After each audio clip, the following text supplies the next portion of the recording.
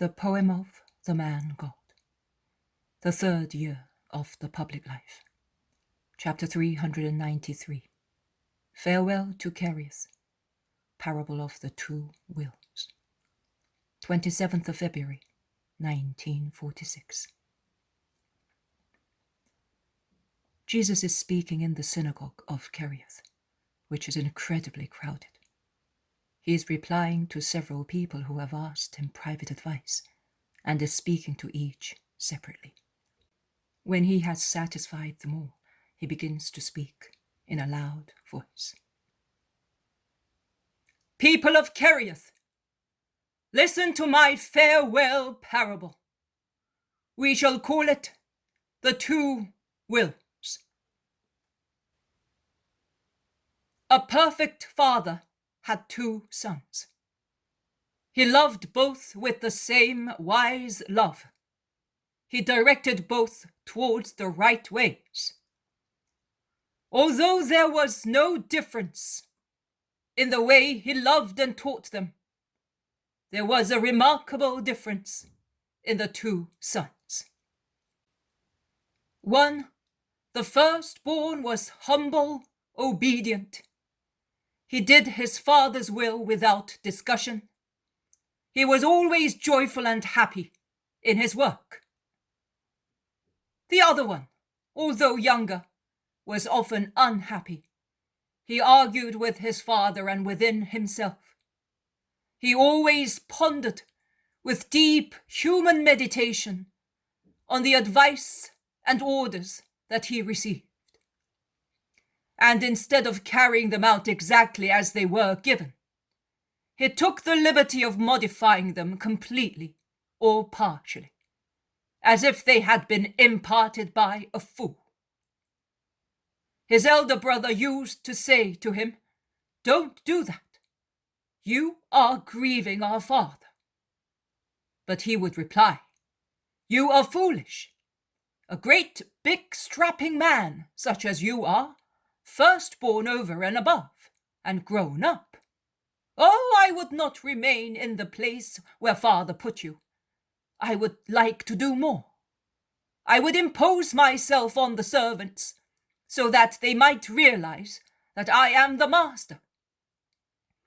Owing to your perpetual meekness, you look like a servant yourself. Can't you see that no one pays attention to you, notwithstanding your primogeniture? Some even laugh at you."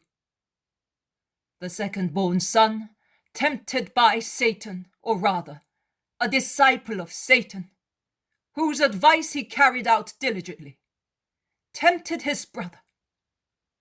But the latter, faithful to the Lord and respecting his law, was faithful also to his father, whom he honored with his perfect behavior. Years went by, and the younger brother, annoyed at not being in a position to rule, after imploring his father several times, saying, "Authorize me to act in your name, for your own honor, instead of letting that fool do so, as he is meeker than a lamb." And after trying to urge his brother to do more than the father ordered, to impose himself on the servants, on fellow citizens and neighbors, said to himself, "Oh, that's enough. Our good name is at stake. Since no one wants to do it, I will do it myself." And he began to do things his own way, yielding to pride and falsehood, and disobeying without the slightest hesitation. His father used to say to him, "Son, listen to your brother. He knows what he does." Or he would say, "I have been told that you have done such a thing. Is it true?" And the younger son, shrugging his shoulders, would reply to his father's questions, "He knows, he knows. He is too shy and irresolute. He misses the opportunity to take command."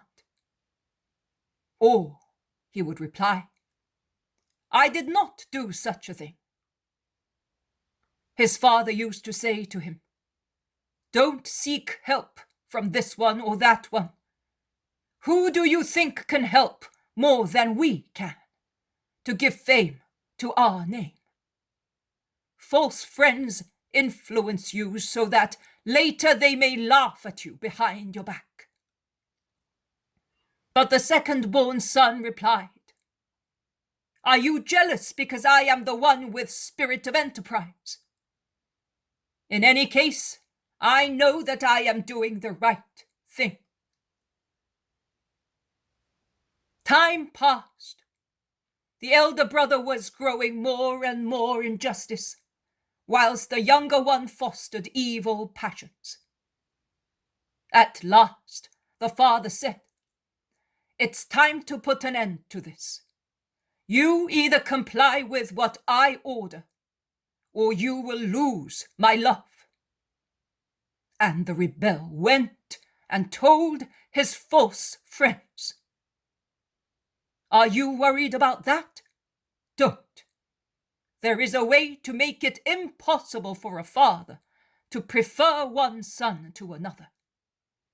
Hand him over to us and we will see to it. You will be free from material blame, and your property will flourish because after removing him who is too good, you will be able to make it famous. Do you not know that forcible action, although painful, is better than inertness, which is harmful to property?" They replied. And the younger son, by now sated with wickedness, gave assent to the conspiracy. Now tell me, can the father be blamed for educating his sons in two different ways? Can we say that he was an accomplice? No, we cannot. Why, then, was one son a saint and the other wicked? Is the will of man perhaps given in advance in two different manners? No, it is not. It is given in one way only. But man is free to change it. And he who is good makes his will good, and who is wicked makes it wicked. I exhort you, people of Kerioth, and this is the last time that I exhort you to follow the ways of wisdom. I exhort you to follow only your good will. Almost at the end of my ministry, I repeat to you the words that were sung at my birth. There is peace for men of good will. Peace. That is success. Victory on the earth and in heaven, because God is with those who are willing to obey him. God does not look so much at the high-standing deeds that men does on his own initiative, as at the humble, prompt, faithful obedience to the work which he proposes. I would remind you of two episodes in the history of Israel, which prove that God is not with the man who wishes to act by himself, trampling on the order received. Let us see the Maccabees. It is written that while Judas Maccabee was going with Jonathan to fight in Gilead, and Simon was going to relieve his countrymen in Galilee, Joseph of Zechariah and the people's leader Azariah were ordered to remain in Judea to guard it. And Judas said to them, "Take care of this people, and do not engage the pagans until we return." But Joseph and Azariah, upon hearing of the great exploits of the Maccabees, wanted to do the same, and said, "Let us make a name for ourselves and go and fight the nations around us." But they were defeated and routed, and so the people met with a great reverse, because they had not listened to Judas and his brothers, but had relied on their own prowess, pride, and disobedience. And what do we read in the book of the Kings? We read that Saul was reproved a first time, and the second he was reproved so much for his disobedience that David was elected in his place, because he had disobeyed. Remember,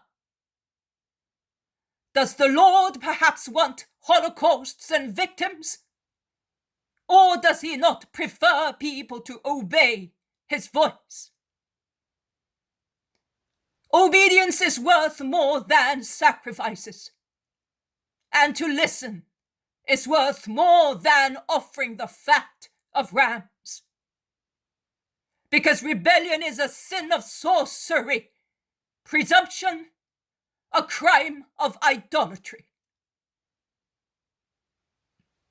Now, since you have rejected the word of the Lord, he has rejected you as king.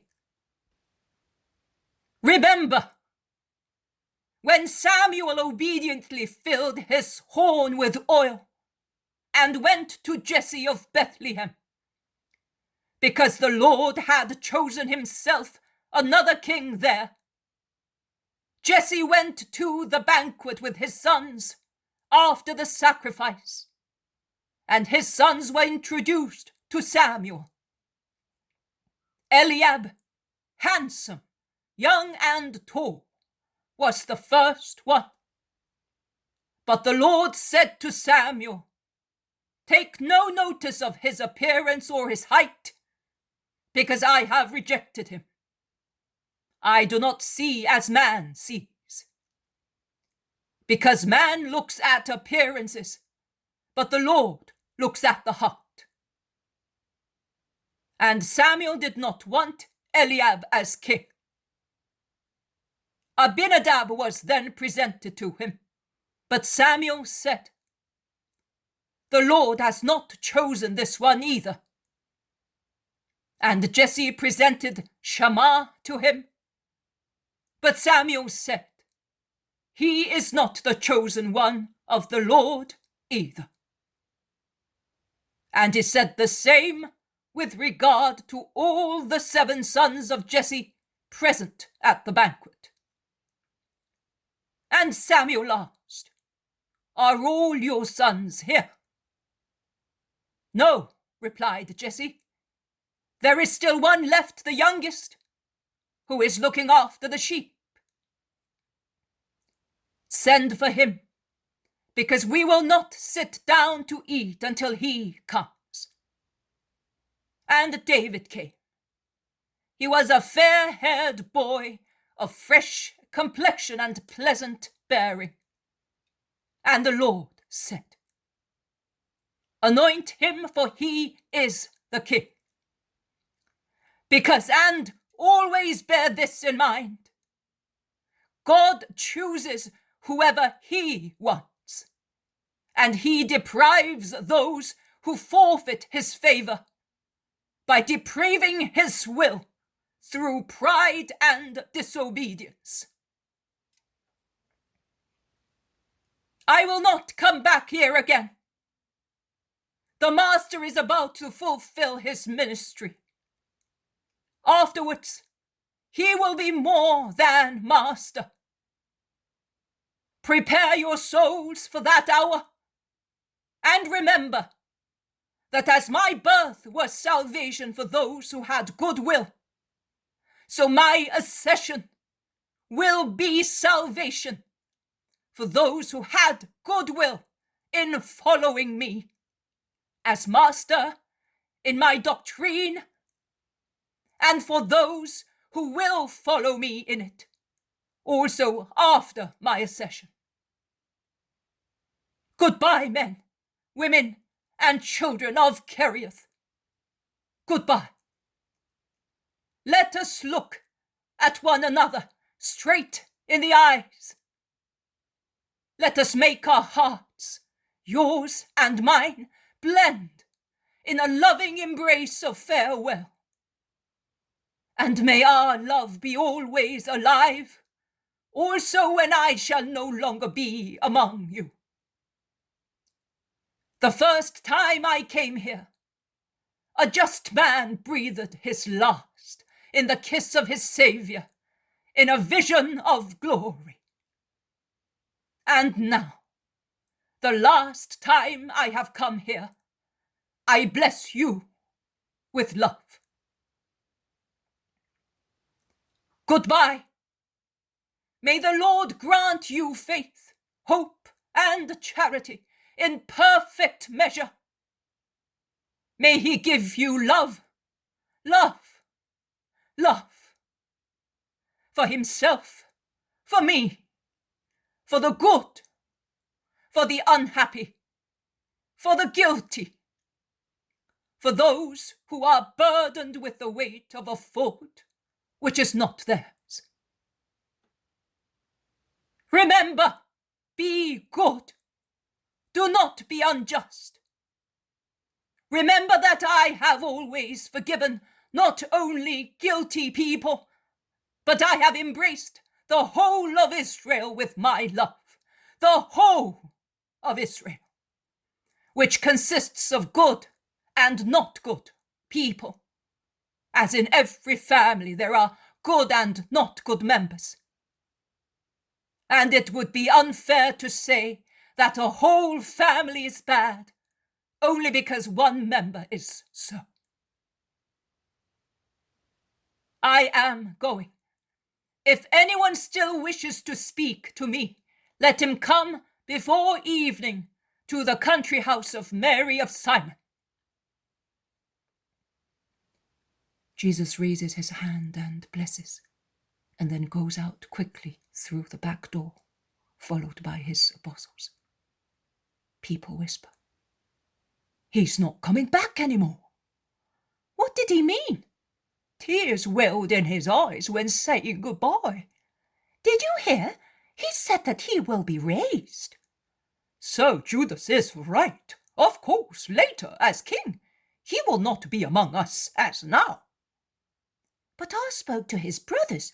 They say that he will not be king as we imagine, but he will be the king of redemption as the prophets say. He will be the Messiah, of course. Not at all. The King Redeemer, the man of sorrows. Yes, no. In the meantime, Jesus is walking fast towards the country.